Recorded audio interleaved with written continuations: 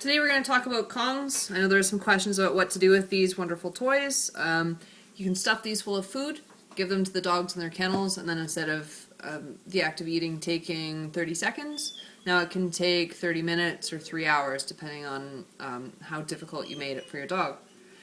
So this is a big Kong. I've got big dogs. The biggest Kong can fit about a cup of food.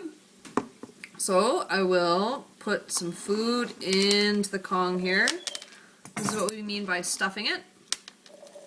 You can put in some layers too. I've got some yogurt here. So I've put in a little bit of kibble. I'm going to put in a little bit of yogurt to keep it exciting. A little bit more kibble.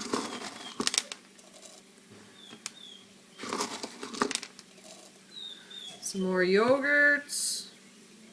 If you are going to add yogurt or applesauce or last night's stew or whatever you want, just make sure that there isn't a lot of sugar or grains, if you can stay away from those.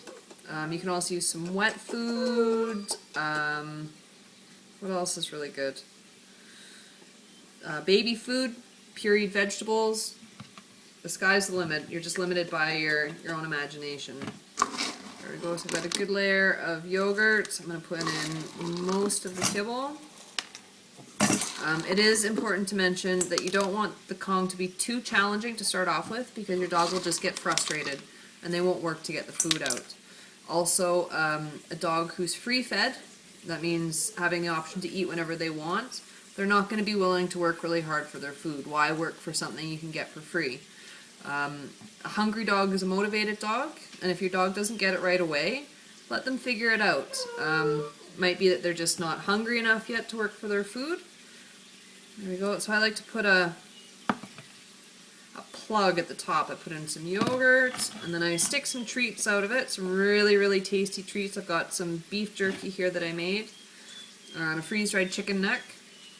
But also stuff in here. So this gives the dog immediate gratification and will motivate them to continue working for the rest of the stuff inside. If you have any questions on this, please let me know. Oh, one more thing.